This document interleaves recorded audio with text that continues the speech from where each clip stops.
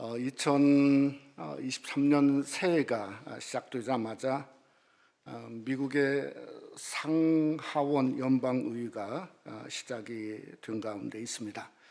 특별히 하원 의장을 선출하려고 하는데 무려 15번을 투표하는 진통을 겪으면서 겨우 통과해서 대장정을 시작을 했습니다. 미국의 상원과 하원의 숫자가 534명이라고 그럽니다. 근데 이 기독교 여론조사를 해보았더니 이 534명 중에 자기가 크리스찬이라고 밝힌 국회의원의 수가 469명, 그러니까 88%가 자기는 예수 믿는 크리스찬이다, 이렇게 발표를 했다는 겁니다. 근데 더 놀라운 것은 이 리퍼블리칸 공화당 상원과 하원은요 99%가 자기는 예수를 믿는 기독교인이다, 이렇게 답을 했다고 그럽니다. 저는 아직도 하나님께서 미국에 희망을 걸고 계시고 또 법을 집행하는 상원과 하원이 하나님의 사람으로 가득한 바로 그 징조가 미국에 있다고 분명히 믿습니다.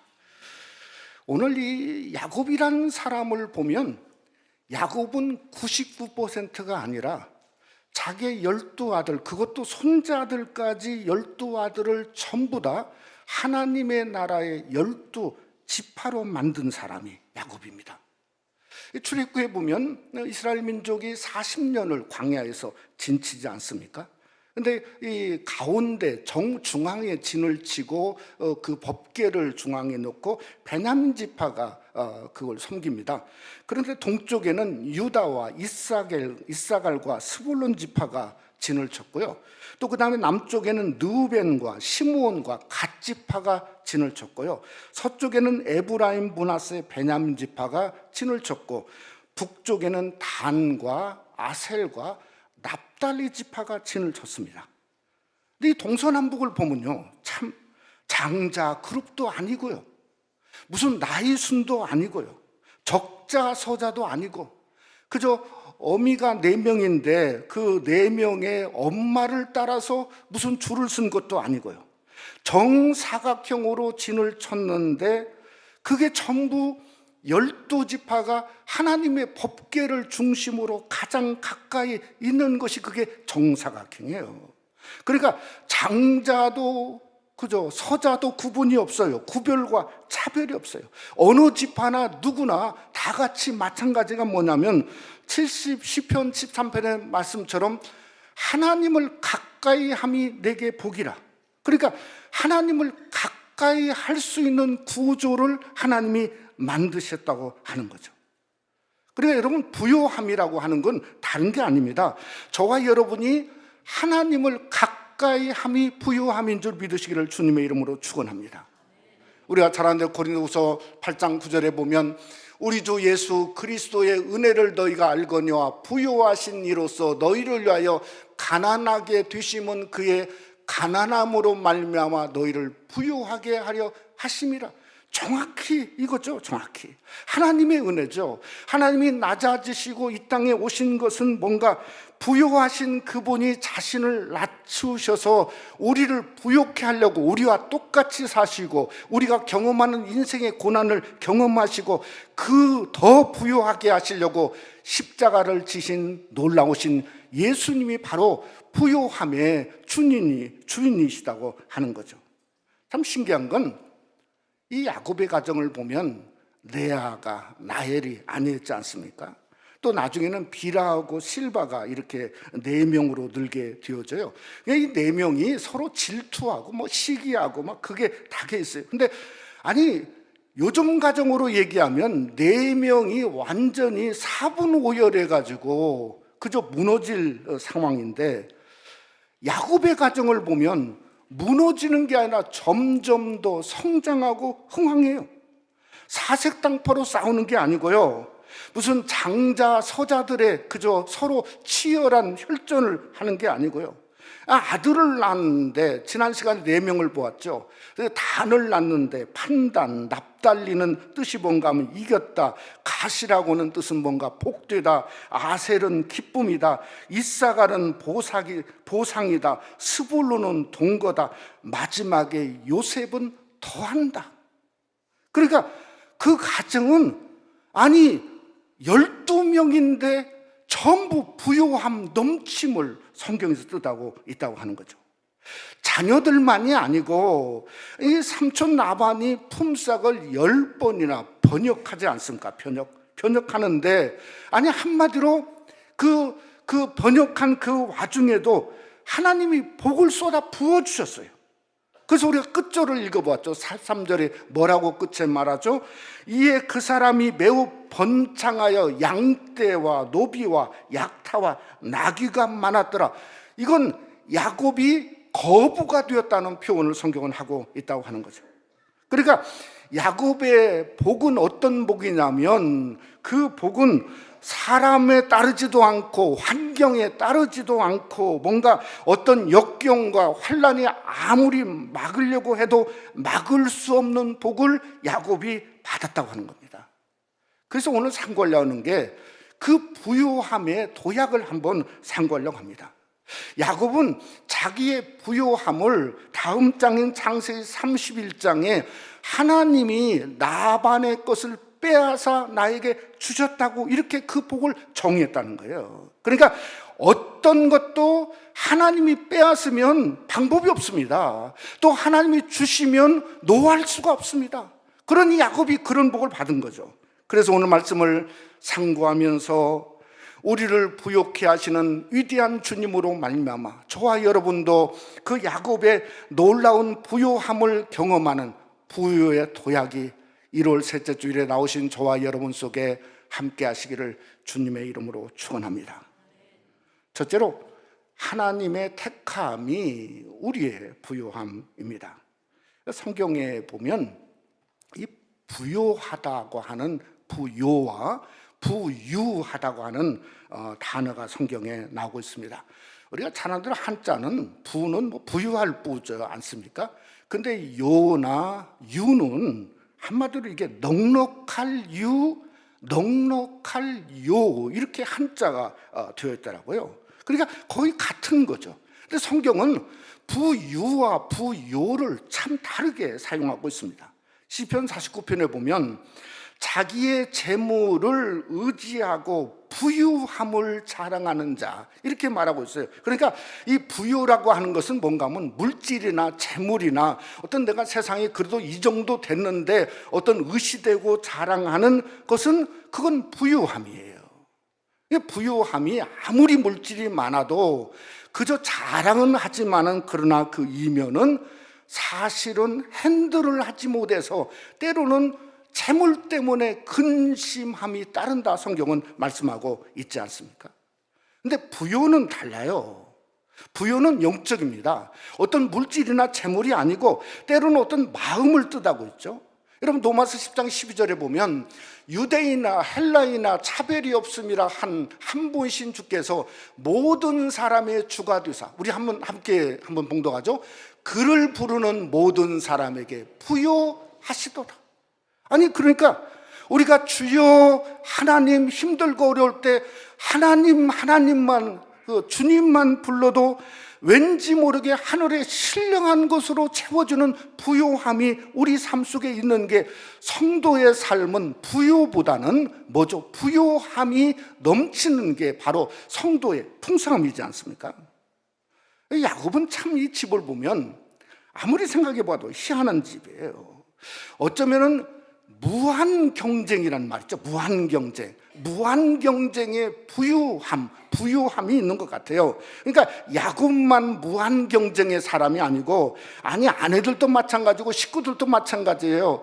왜냐하면 이게 누벤이 합한 채를 들고 와서 그걸 팔려고 하는 걸 보면서 자식들도 똑같구나. 무한 경쟁이에요. 근데 가장 심했던 사람이 누구냐면 라헬이죠. 1절 말씀해 보니까 자기가 아들을 낳지 못하니까 자기 언니를 투기하고 시기했다고 그랬어요. 그리고 야곱을 찾아와서 하는 말이 뭐라고 말하냐면 이렇게 말합니다. 나로 자식을 낳게 하라. 명령력이요, 명령력. 예? 그렇지 않으면 내가 죽겠노라. 아니 이게 죽겠다는 말입니까? 살겠다는 말입니까? 저는 이 말을 이렇게 생각해요. 죽어도 애는 낳고 죽어야 되겠다, 이런 말로 생각해요. 그러니까 진짜 나엘은 마지막 베냐민을 낳다가 죽었어요. 그러니까 우리가 사람이 말 조심해야 돼요. 말 조심해야 됩니다. 여러분, 우리 삶 속에 하나님의 은혜를 망각하면 투기가 불처럼 살아납니다. 공격적이 되죠. 죽겠노라, 그저 죽이겠노라. 여러분, 하나님의 교회도 은혜가 풍성하면 하나님의 교회는 조용합니다. 그러나 그저 은혜가 받지 못하면 하나님의 교회는 시끄럽습니다. 왜 은혜가 부요하지 못하면 마치 시므온과 네이처럼 성경의 창세기에 말한 것처럼 잔해하는 기계예요. 기계적이요. 그냥 죽이고 서로 싸우고 그저 만장판이 되는 공격적인 교회가 얼마든지 이 세상에 있을 수 있다는 거죠. 잠언 27장 4절 말씀에 보면 킹제임스 번역은 이렇게 번역했어요. 진노는 잔인하고 분노는 포악하거니와 시기 앞에야 누가 등이 서리요.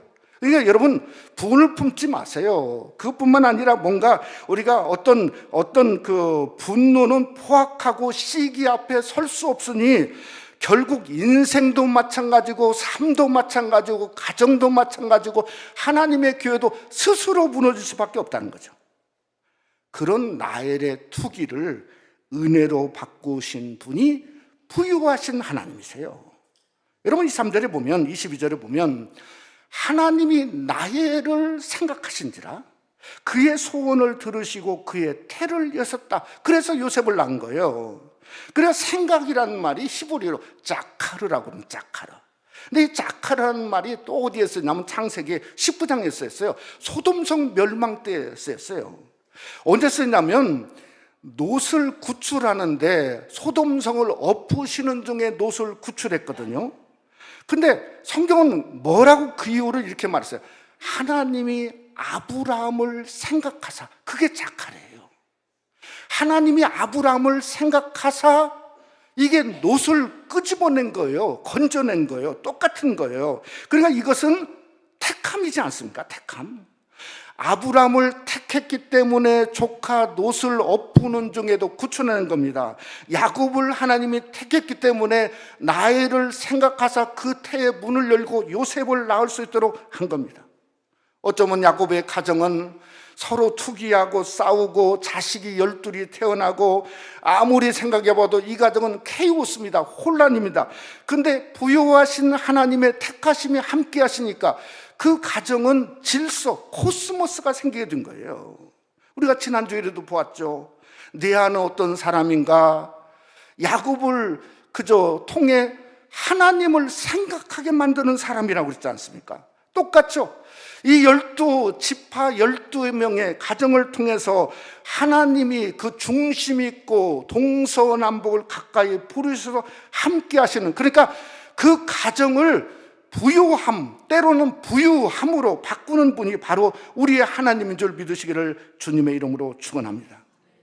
여러분, 야곱의 하나님은 그러기에 저와 여러분, 우리를 택하신 하나님이세요. 어떻게 택했는가? 여러분, 시편 135편 4절에 보면 이렇게 새 번역은 번역했어요. 주님께서는 야곱을 당신의 것으로 택하시며 이스라엘의 가장 소중한 보물로 택하셨다. 야곱만 마찬가지가 아니라 여러분도 마찬가지죠. 하나님이 택하셨는데 뭘로? 격이 다른 가장 소중한 보물로 우리를 택하신 겁니다. 여러분, 로마서 1장도 똑같은 말을 하죠. 너희도 그들 중에서 예수 그리스도의 것으로 부르심을 받은 자라는 거예요. 그러니까 우리는 보물로 택한 거예요. 그리스도의 것으로 택한 거예요. 그래서 우리는 우리도 모르게 예수님으로 말미암아 부요함, 때로는 부유함을 하나님은 우리에게 주신 거예요. 여러분, 그러기에 우리 성도는 자기 힘으로 사는 사람이 아닙니다. 내가 내 힘으로 살고 내 재산으로 살고 내 스펙으로 살고 내 부유로 살으면 세상이 뭐 끊임없이 달려듭니다. 어떻게든 잡아서 자기 것으로 만들려고 그저 노예 삼으려고 달려들지 않습니까? 그게 나반처럼 그러죠. 근데 우리는 누구 것이죠? 예수 그리스도의 것이에요. 그러니까 우리는 그리스도의 것이니 그리스도로 사는 게 그게 부유함이라고 하는 거예요. 그러니까 저와 여러분이 하나님으로 살고 2023년도의 도약은 내가 하나님으로 살고 은혜로 살려고 작정하고 시작하는 그때부터 도약되는 거예요. 예수님이 우리에게 말했죠. 마태복음 4장에 사람이 떡으로만 살 것이 아니요 오직 하나님의 입에서 나오는 모든 말씀으로 살 것이라. 올해도 떡으로 살지 않고 말씀으로 살아야 되겠다. 누가 봐도 아니 저분은 말씀으로 사는 자야. 바로 그것이 부요한 성도의 모습이고 그 말씀으로 사는 부요함이 어쩌면은 부유로 드러날 수 있는 그러한 길인 줄을 우리가 깨달으면 우리가 하나님 앞에서 말씀으로 사는 축복된 부요함이 여러분에게 먼저 임하시기를 주님의 이름으로 축원합니다. 두 번째로 야곱은 흥왕의 사람이었습니다. 요즘에 달걀인 계란을 뭐라고 부르냐면요, 금란이라고 부른답니다. 금란. 어제 집사람이 얘기하는데 마켓에, 한국 마켓에 한 판에 뭐 18불을 간다나 뭐 이러니 완전히 이게 금란이란 말이 참 틀린 말이 아니죠. 요즘에 신조어, 주부들 사이에 신조어가 하나 생겼는데요. 그게 뭐냐면 에그머니나 이게 뭐죠? 에그머니 돈나 에그머니나 그게 바로 신조어라고 그럽니다. 이해가 되죠? 도대체 왜 이렇게 에그머니나가 생겼냐면 지난 연말에 조로독감이 한국만 이렇게 퍼진 줄 알았더니 미국에 있는 양계장에 걸쳐가지고 제가 이렇게 봤더니 5,800만 마리가 폐사됐대요. 그러니까 에그머니나가 생길 수밖에 없죠. 그래서 제가 이 창세기 30장을 묵상하다 보니까요, 진짜 말이 안 되기는 안 돼요. 제가 생각해봐도. 근데 이 5,800만 마리를 야곱에게 맡겼다면 어떻게 될까? 그런 생각 한번 해봤어요? 야곱에게? 저는 야곱은 5,800만 마리 죽도록 안 만들 겁니다. 어쩌면 야곱은 어떤 사람이냐면 5,800만 마리를 5억 8천만 마리로 만들 수 있는 사람이 누구죠? 그게 야곱이란 말이에요. 여러분 왜 그런가? 야곱은 한마디로 흥왕의 사람입니다. 흥왕의 사람. 원래 이 야곱이라는 사람은 77년 가나안 땅에 살았는데요, 아니 원래 양을 치던 사람이 아니었습니다. 도대체 그가 77년 동안 뭐 됐는지를 모르겠어요. 무슨 요리사, 아니 뭐 요리사가 죽을 쓰는 요리사가 있을까? 죽 쓰는 뭐 그게 요리사. 뭘 했는지 모르지만 이삭이라고 하는 정말 부잣집 아들의 둘째로 금수저로 살았어요. 근데 나반에게 와서 인생이 달라졌죠. 양을 쳤습니다. 근데 도대체 이 나반은 어떤 사람인가 보면 자기 조카 야곱을 14년을 무붓으로 종살이를 시켰어요. 근데 야곱이 아니 14년 종살이 하면서도 그저 아들과 딸이 12명이 낳죠. 또 아내가 4명이죠. 또 거기에 16명인데 자기가 합치면 그저 먹어야 되는 사람이 17명이에요. 14년 동안 얼마나 이 나반에게 눈칫밥을 먹었을까? 참 기가 막힌 일이죠. 왜 제가 눈칫밥이라고 당연히 이렇게 담대하게 얘기하냐면 31장에요 레아하고 라헬이 이런 말을 합니다. 자기 아버지에게 너무나 서운해가지고 하는 말이, 우리 아버지가 우리를 팔아먹고 우리 돈까지 먹어버렸다. 이게 얼마나 서운했으면 그런 말을 했겠습니까? 이게 만약에 이 야곱이 이용 가치가 없으면 그냥 벗겨서 쫓아내면 되는 거예요. 근데 14절에 14년을 마치자마자 오늘 성경에 보니까 25절에 야곱이 이야기합니다. 고향으로 돌아가겠다는 거예요. 처자나 달라 그런 거예요. 근데 나반이 붙잡습니다. 그러면서 사정하면서 하는 말이 품삯이나 이제 정하자. 그러니까 14년 후에 지금 품삯이 정해지는 겁니다. 그 이유를 이렇게 27절에 말합니다. 여호와께서 너로 말미암아 내게 복 주신 것을 내가 깨달았다. 아니 여러분, 보통은 주인 때문에 하인이 복 받습니다. 아니 근데 여기는 달라졌어요. 하인 때문에 주인이 복 받았어요. 누가 그렇죠? 아니 요셉도 똑같습니다. 아니 요셉 때문에 애굽 전체 수억의 인구가 복 받고 잘 살았어요. 야곱은 한마디로 말하면 흥왕의 사람이죠. 그래서 3절에 하는 말이 내 발이 가는 곳곳마다 삼촌을 복받게 하셨다 이렇게 말하지 않습니까? 그러면 나반이 그런 복을 받았으면 14년껏 소급해서 주든지 아니면 더 잘해줘야 되는데 그냥 나반은 말뿐이었어요. 그럼 어떻게 하냐면 계약서를 보면 알아요. 계약서. 이 계약서의 내용이 뭐냐면 흰 양과 흰 염소를 남겨놓고 거기서 태어나는 것이 아롱진 것이나 점박이가 나오면 전부 야곱의 것이 된다. 그게 계약서예요. 그리고 사인이 끝나자마자 나반이 무슨 일을 했냐면요, 온 식구 종들을 전부 동원했어요.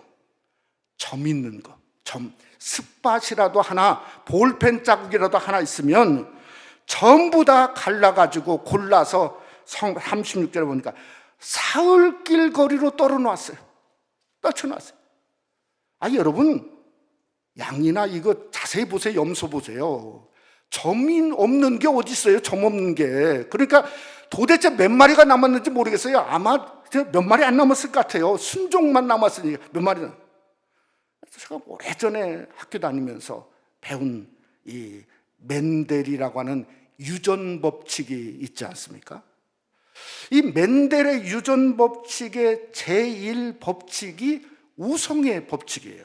여러분 기억나시겠지만 우성의 법칙은 뭔가 하면 잡종에서 잡종이 나오고 순종에서 순종이 나온다는 게 그게 우성의 제1법칙이에요. 물론 예의도 있습니다. 근데 야곱의 법칙은 예의가 아니에요. 이건 완전히 쏟아져 나온 거예요. 쏟아져 나온 거. 그러니까 그냥 얼룩무늬만 쏟아져 나오고 아롱진 것만 쏟아져 나오고 점박이만 쏟아져 나왔어요. 아니 나반이 품삯을 왜 10번이나 변역한 이유가 뭔가 하면 그저 그 변역한 그 품복에 그것만 쏟아져 나온 거예요. 쏟아져 나온 거. 그러니까 우리는 멘델의 법칙으로 사는 게 아닙니다. 여러분 세상에 멘델의 법칙으로 살다가 망한 사람이 누구죠? 히틀러가 그저 그걸로 망하지 않았습니까? 게리먼족. 우리는 야곱의 법칙으로 사는 사람이에요. 왜 야곱의 법칙으로 사냐? 신명기 18장에 복을 말하면서 하나님이 이렇게 말했어요. 여호와 하나님 말씀을 청종만 하면 복을 주시는데 성읍에서도 복을 받고 들에서도 복을 받고 몸종도 복을 받고 내 짐승도 복을 받고 내 자녀도 복을 받고 심지어 떡반죽 그릇에서 복을 받을 뿐만 아니라 신명기 18장 6절에 보니까 우리 한번 다 같이 함께 봉독하죠. 내가 들어와도 복을 받고 나가도 복을 받을 것이라. 아멘. 그래 우리는 야곱의 법칙으로 사는 사람들이에요. 우리가 정확히 알아야 될 것은 뭔가 하면 그 야곱의 법칙이 어디서 나왔냐 이거예요. 여러분 아버지 이삭이 자기 아들 야곱을 품에 안은 사건이 창세기 27장 27절입니다. 성경은 기록하기를 그가 가까이 가서 품에 안고 그의 옷에 향취를 맡고 그에게 축복하여 이르되 내 아들의 향취는 여호와께서 복 주신 밭의 향취로다. 아니 이게 이 야곱이라는 사람은 걸어가는데 밭이 변해요. 자기가 입고 있는 옷이 달라요. 그러니까 복 주신 밭의 향취고 복 주신 옷의 향취고 그러니 가는 곳마다 흥왕이 쏟아져서 굴러 들어온다는 거예요. 우리는 이렇게 복을 받아야 돼요. 그래 우리 하나님의 사람은 무슨 지식으로 사는 게 아니고 무슨 야곱이 요령꾼이라고 생각하는데 저는 아무리 봐도 그게 야곱이 경험을 통해서 얻은 자기의 법칙이니까 그렇게 한 거예요. 요령꾼이 아닙니다. 우리는 부유함으로 사는 것도 아닙니다.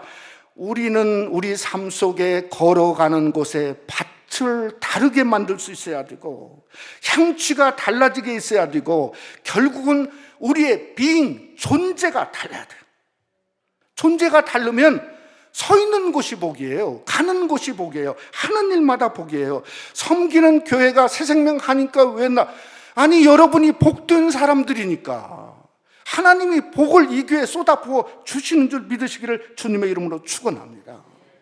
그냥 우리는 존재를 바꿔야 돼요. 하나님의 사람으로, 흥왕의 사람으로. 어떻게든 그리스도 안에 있으면 새로운 피조물이야 이자 갔으니 보라 새 것이 된 것처럼 하나님 올해 나를 복된 존재, 흥왕의 존재로 바꿔주세요. 그럴 때 야곱처럼 우리의 삶에도 들어가도 나가도 복을 얻는 흥왕의 존재 교회가 되시기를 주님의 이름으로 축원합니다. 말씀을 맺고자 합니다. 오늘 우리 청빙위원회에서 후임 목사님을 청거하게 되었습니다. 저는 정말 귀한 분을 청거했다고 생각합니다. 2년 같이 14년 전에 섬겨봤더니 참 훌륭한 분을 청거했다고 이렇게 여러분에게 말하고 싶습니다. 저는 제가 생각하는 후임 목사님은 느헤미야 같은 분이다 이렇게 생각을 합니다.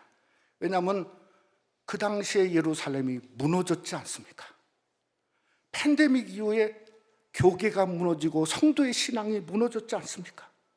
그걸 다시금 일으키며 수축할 수 있는 분이 느헤미야였고 후임 목사님이 되어지기를 원합니다. 근데 더 놀라운 것은 혼자 한 게 아닙니다. 느헤미야에 보면 혼자 한 게 아니에요. 함께 했어요. 제사장들, 관원들, 상인들, 평민들 함께 주민들이 모여서 52일 만에 예루살렘 성벽을 그저 다시금 수축했습니다. 그러니까 함께 도약하고 함께 섬기고 함께 일할 수 있는 목회자, 그게 바로 느헤미야라고 생각합니다. 더 중요한 것은 뭘까 하면 느헤미야 2장 10절 말씀에 보면 이런 말이 있어요.